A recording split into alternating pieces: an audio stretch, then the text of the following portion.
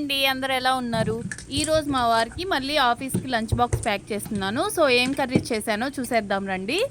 First అయితే పెద్ద బాక్స్‌లో రైస్ పెట్టేసి, అదే బాక్స్‌లో నేను బీరకాయ చట్నీని కూడా ప్యాక్ చేశాను.